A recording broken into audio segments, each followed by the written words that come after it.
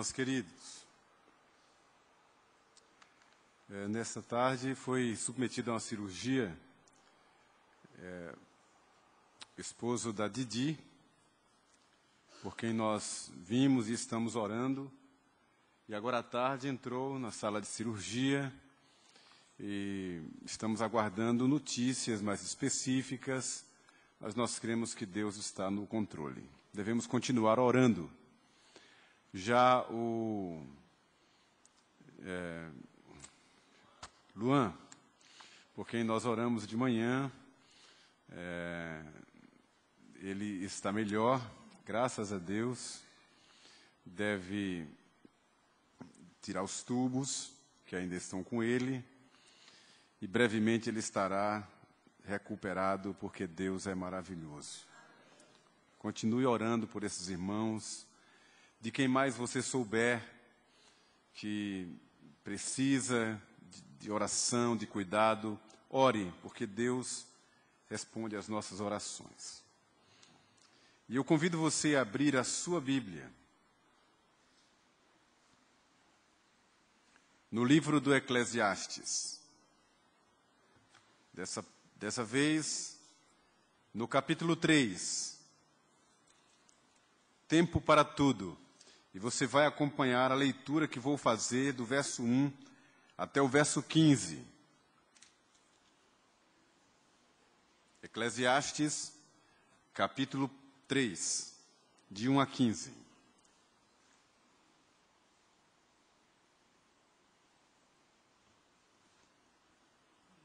Diz o pregador: tudo tem o seu tempo determinado, e há tempo para todo propósito debaixo do céu. Há tempo de nascer e tempo de morrer. Tempo de plantar e tempo de arrancar o que se plantou. Tempo de matar, tempo de curar. Tempo de derribar e tempo de edificar. Tempo de chorar e tempo de rir. Tempo de prantear e tempo de saltar de alegria. Tempo de espalhar pedras, tempo de ajuntar pedras. Tempo de abraçar e tempo de afastar-se de abraçar. Tempo de buscar e tempo de perder. Tempo de guardar e tempo de deitar fora. Tempo de rasgar, tempo de coser. Tempo de estar calado, tempo de falar. Tempo de amar e tempo de aborrecer. Tempo de guerra e tempo de paz. Que proveito tem o trabalhador naquilo que se afadiga? Viu o trabalho que Deus impôs aos filhos dos homens para com ele os afligir. Tudo fez Deus formoso no seu devido tempo. Também pôs a eternidade no coração do homem, sem que este possa descobrir as obras que Deus fez desde o princípio até o fim. Sei que nada há melhor para o homem do que regozijar-se e levar vida regalada. E também que é dom de Deus que possa o homem comer, beber e desfrutar o bem de todo o seu trabalho. Sei que tudo quanto Deus faz, durará eternamente. Nada se lhe pode acrescentar e nada lhe tirar. E isto faz Deus para que os homens temam diante dele. O que é, já foi. E o que há de ser, também já foi. Deus fará renovar-se o que se passou. Amém.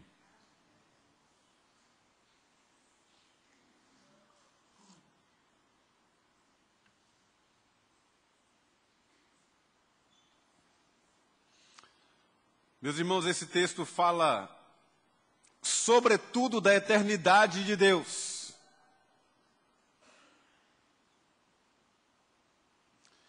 E da transitoriedade do homem. Fala que há tempo para todo propósito. E vai nominando, discriminando uma série de coisas que estão dentro do tempo.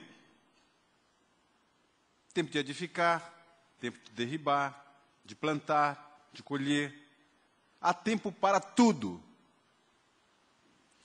Mas no mesmo texto, fala de Deus que tudo faz eternamente. A eternidade de Deus e a transitoriedade do homem. Esse tempo para tudo, notem logo de princípio, não é uma referência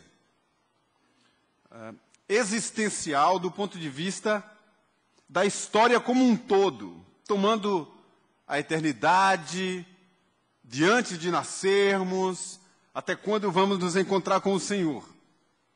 O pregador, desde o primeiro capítulo, deixa claro que tudo o que ele escreve aqui é o que se passa debaixo do sol. Ou seja, é uma referência humana, é uma referência à nossa percepção da realidade da vida que nos cerca. É o que vemos aqui. Ele não está falando da eternidade, de antes de Deus criar o mundo, nem de uma realidade subjetiva posterior. Está falando do que a gente tem, vê, toca e percebe debaixo do sol. Nesse sentido, tudo tem de fato um tempo determinado em toda a criação de Deus. Tudo. Salmo 1, só como um exemplo, diz lá que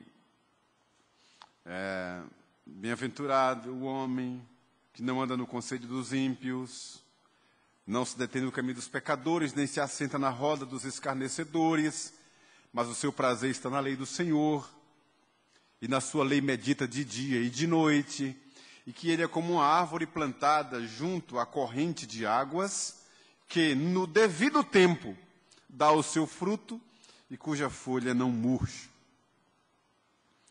Esta semana eu tive uma experiência, para mim arrebatadora, porque eu sou muito fã de jabuticaba. E eu estive diante de uma jabuticabeira carregada. E no meu primeiro dia, no meu primeiro encontro com ela, ela estava super carregada, mas ainda não estava madura. Umas muito verdes, outras de vez, umas já ficando pretas, e na minha angulodice, no meu desespero, na minha vontade, no meu afã, comecei a catar uma e outra, e não é a mesma coisa de quando está madura. Mesmo que ela esteja com a casca já preta, mas se não é o tempo ainda, a casca ainda está amarga, a polpa ainda não está com o doce definitivo, e tem que esperar o tempo. E é o tempo de Deus. E a gente vê que na história humana é dessa forma. Tudo tem um curso. Tudo tem um programa. Um tempo determinado. Jesus disse que ninguém, por mais ansioso que esteja, pode acrescentar 1 centímetro à sua estatura, um côvado ao curso da sua vida. Tem que esperar. Não tem como.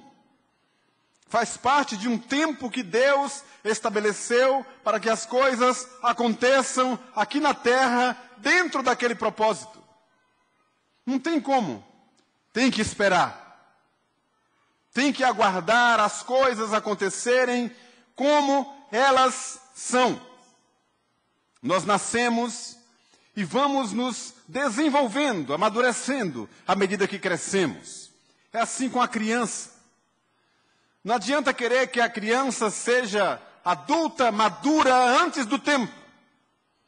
Tem os seus processos, seus estágios. As coisas são progressivas e seguem um curso que Deus estabeleceu.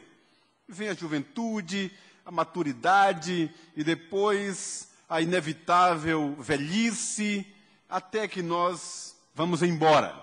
É um curso. As coisas acontecem assim. Há tempo para todo propósito debaixo do sol, entre as coisas que acontecem aqui conosco.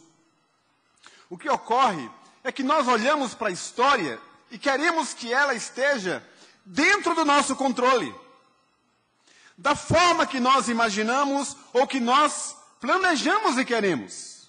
E quantas vezes, em muitas áreas da nossa vida, queremos adiantar o passo, forçar a barra, trazer para o nosso controle aquilo que não está em nosso controle.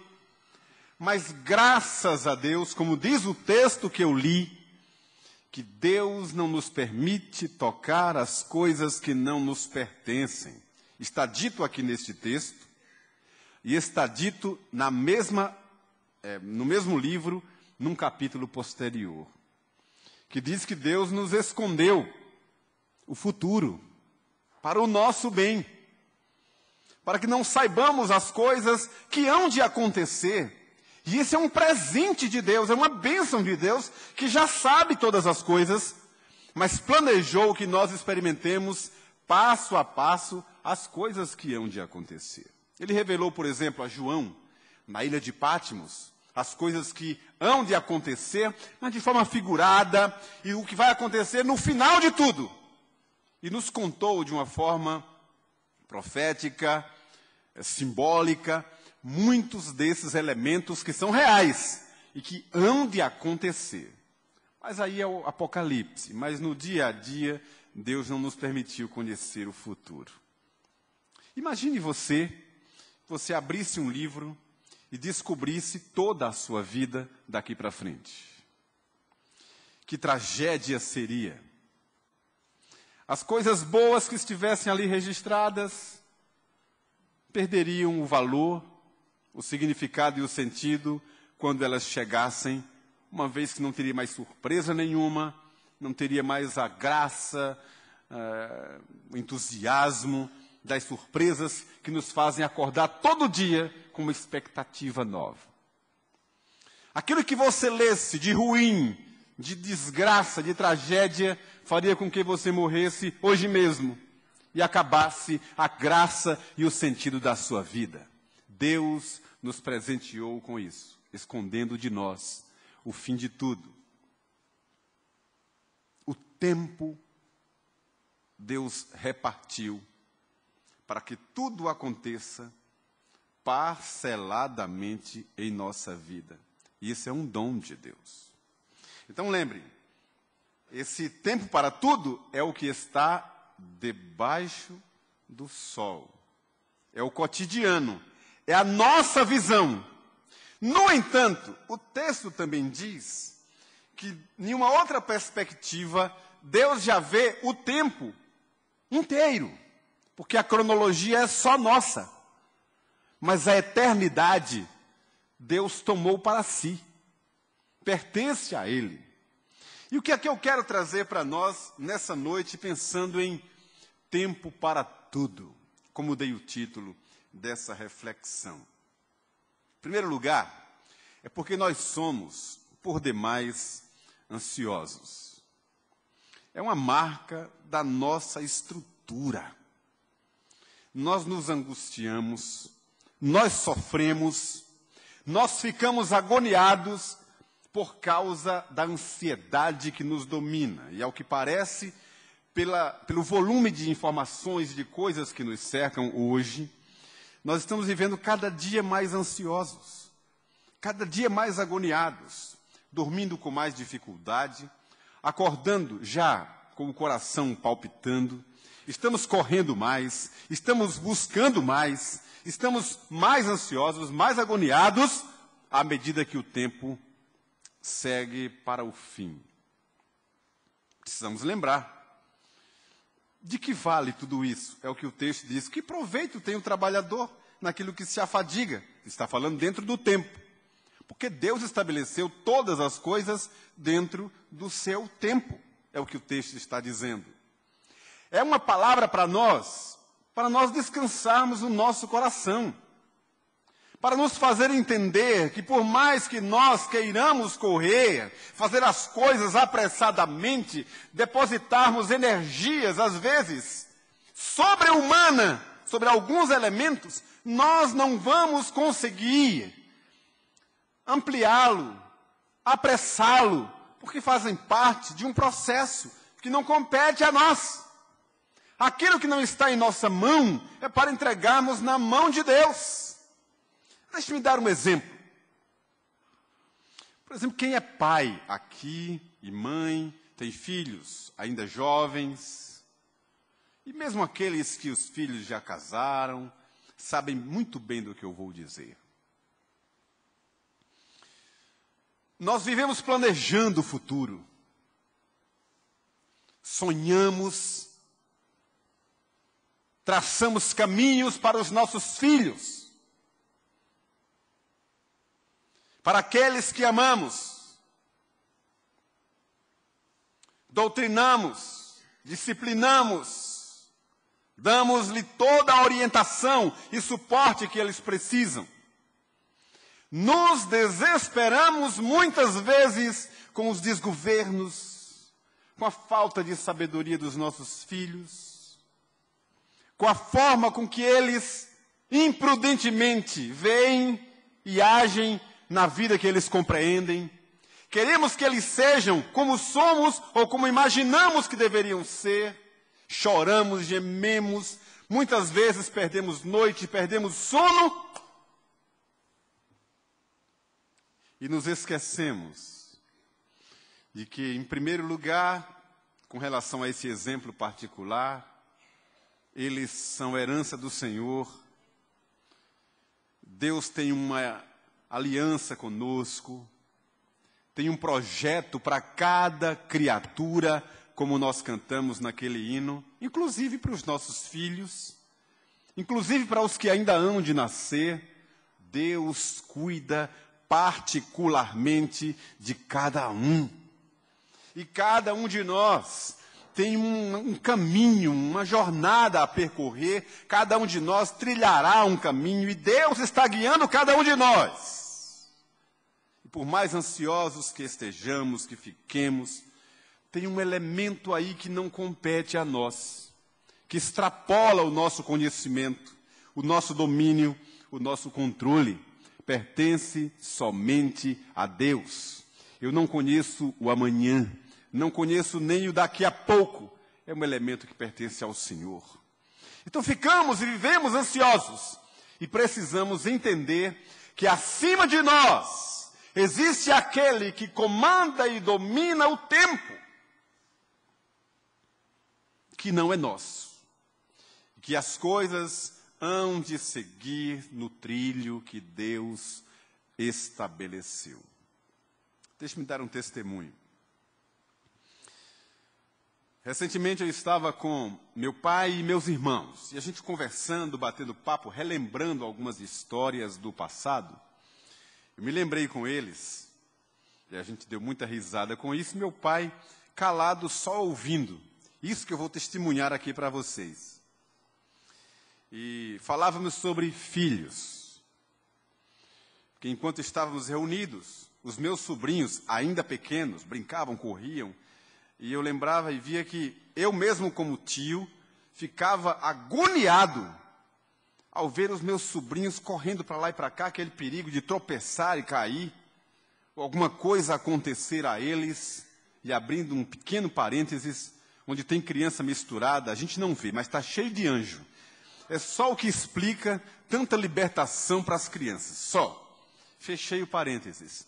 E eu ficava preocupado, e enquanto nos preocupávamos com as crianças correndo ali, eu conversava com eles, que hoje a gente tem aquela preocupação com os nossos filhos, de o tempo inteiro queremos saber onde eles estão, o que estão fazendo, com quem estão, a hora que vão chegar, a hora de irmos buscar, é uma coisa excessiva e temos motivos para isso, os tempos são outros.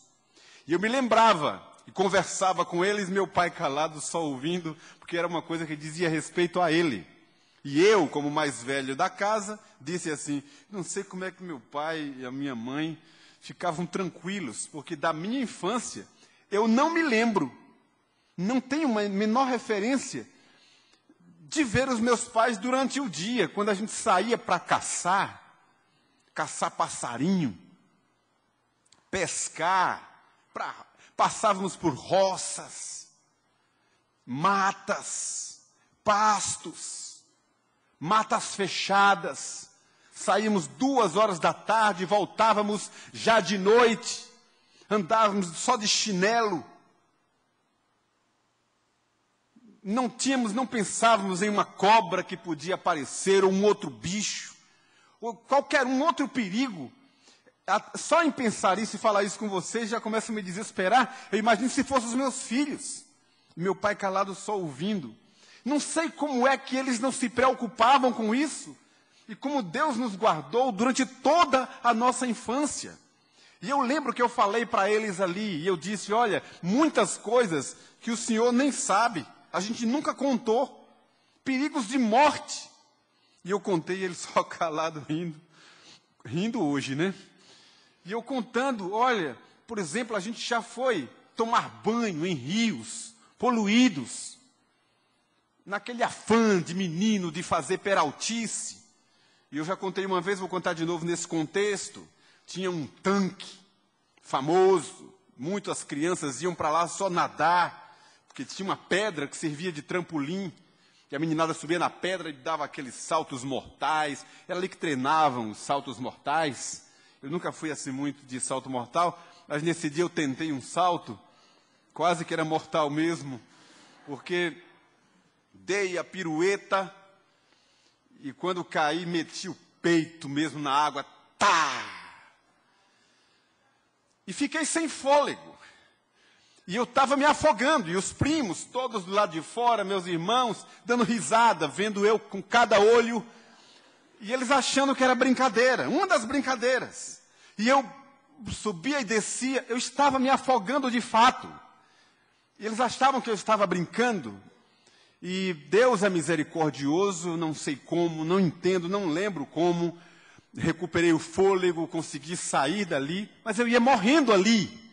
Meus pais não sabiam disso, nem ficaram sabendo. E foram muitas peraltices, brincadeiras das mais diversas, as coisas mais infantis, perigosas. A gente inventava muita coisa. E uma vez, eu contar só essa. Peraí, deixa eu tomar uma água aqui. Olha que brincadeira sensacional. Uma gruta.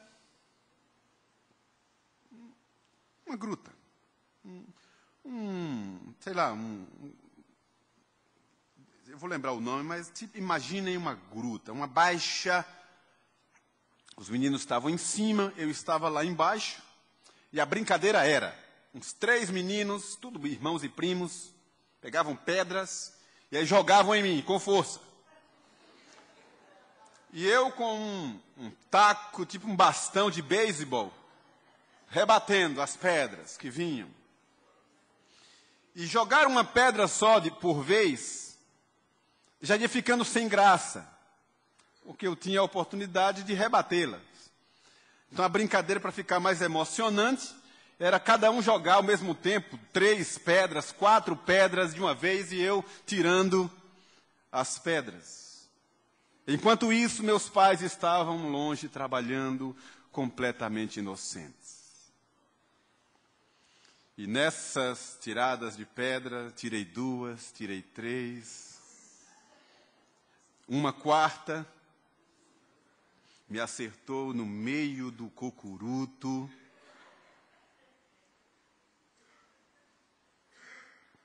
E o sangue desceu na hora, lavando o meu rosto. Eu subi correndo, meu pai estava do outro lado do sítio, trabalhando, nem E aí eles correram desesperados para chamar, porque era muito sangue. E meu pai então veio para ver o que estava acontecendo, e ao ver muito sangue, viu que tinha um corte grande. E aí ele propôs, não tinha o que fazer, a gente estava numa roça, longe. Ele propôs um dos remédios mais inusitados que eu já vi na história da medicina, mas terminou dando certo, era o que tinha para fazer ali. Eu nem sei se posso contar. Pode? Pode, Digenal? Pode. Ele disse, Tamás, se ajoelhe aí. E chamou meu irmão para fazer xixi em minha cabeça.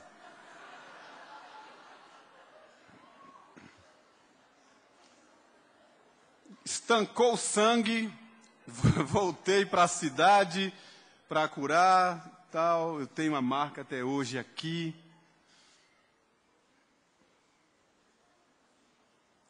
A vida da gente é feita de etapas, de fases. E nessas fases existem essas muitas coisas que foram descritas pelo sábio Salomão. Elas fazem parte da história, da nossa vida. Não há como mudá-las ou removê-las. Elas estão presentes. Nós apenas administramos e vamos passando por seus corredores. Mas há tempo de curar, tempo de ferir, tempo de chorar, tempo de rir, de edificar, de derribar, tempo de guerra, tempo de paz. Tudo isso está dentro desse corpo, desse campo de coisas que fazem parte da nossa vida. Não há o que fazer. Temos que descansar na providência divina e acreditar e crer que Ele, que vive a eternidade, Ele interfere em nosso tempo e nos ajuda a viver assim. Não adianta ficar estressado.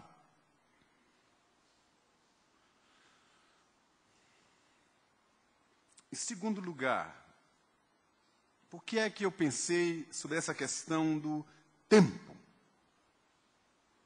Tempo para tudo. Notem que, do que é descrito nesse texto, especialmente nos versos 2 a 5, as coisas que estão aqui relacionadas dizem respeito ao agora, que é o que o nosso irmão, o presbítero Oséias, cantou aqui. O tempo é uma referência minha e sua, mas ele não nos pertence. Por exemplo, eu contei essa história para vocês do meu tempo de infância. Não existe mais. Só na lembrança. Eu não tenho como remover os elementos dessa história. Não me pertence mais. Eu não tenho mais acesso. Eu não posso mais tocar o meu passado, retocá-lo, refazê-lo. Não tem mais o que fazer. É como se fosse uma página que eu vivi e ela passou, está colada. Essa parte de trás do livro não volta mais. Não me pertence mais. O passado, ele faz parte agora de um estágio que não nos pertence mais. Senão na memória. Mas não há mais o que fazer. Não há como modificar. Ou seja, não nos pertence. A página da frente, que chamamos de futuro, que estão dentro do que classificamos como tempo, passado, presente e futuro. O passado não nos pertence. O futuro também não. Não temos acesso a ele. Não podemos modificá-lo, alterá-lo, até porque não aconteceu. Não pertence a nós.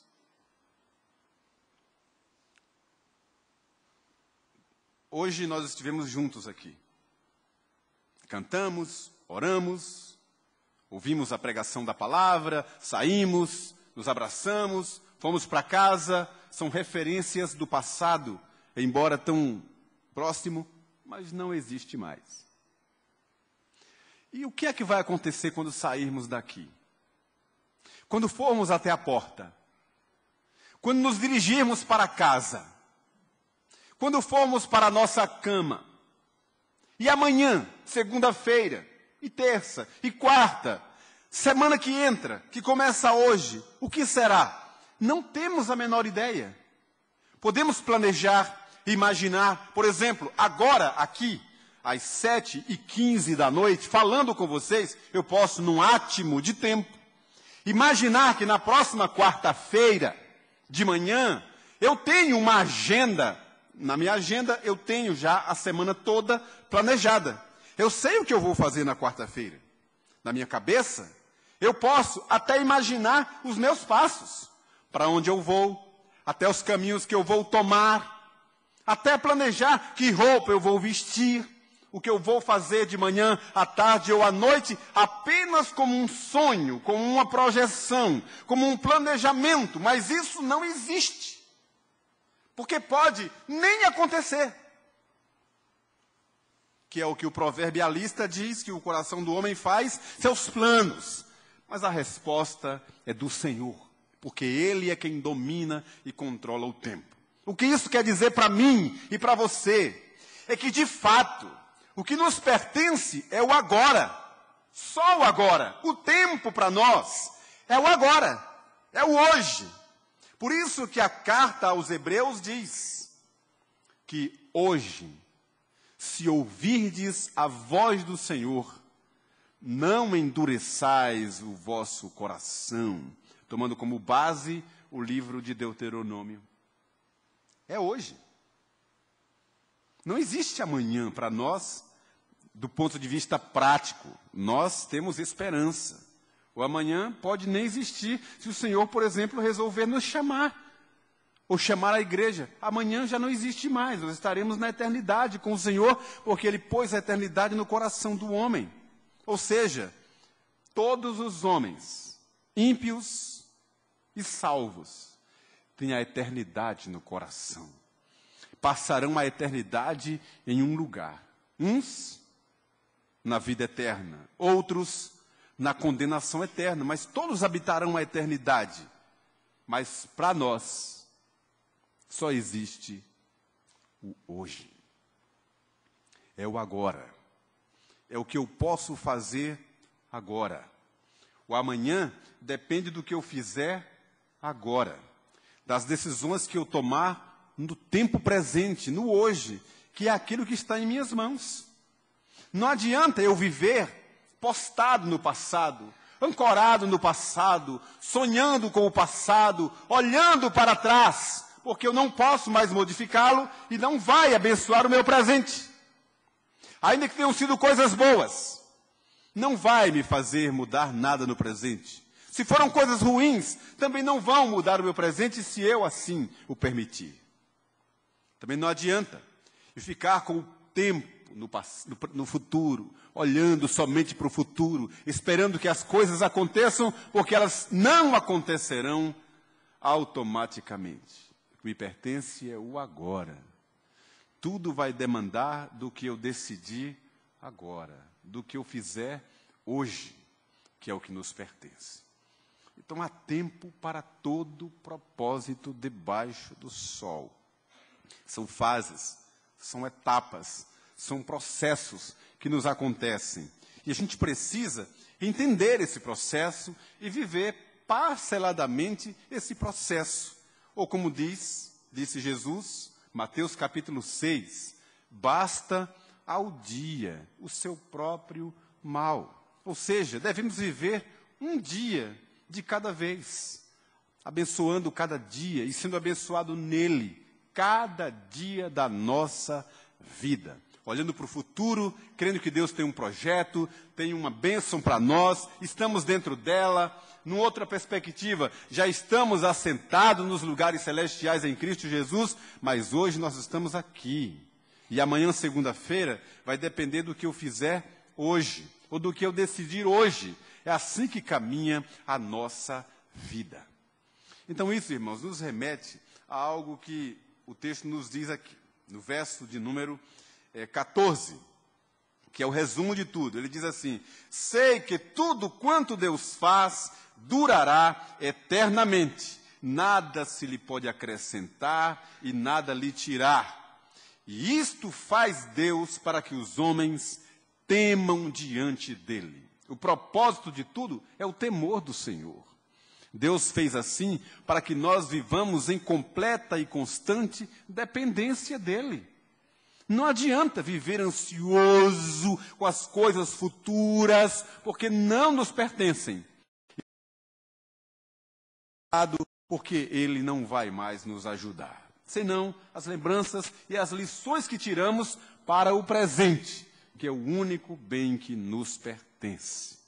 Então, que Deus abençoe a sua palavra, que Deus complete aquilo que a limitação do pregador, na sua linguagem, não consegue alcançar. E que cada um de nós viva hoje, no presente, o que Deus tem para nós. Bendito seja o seu nome.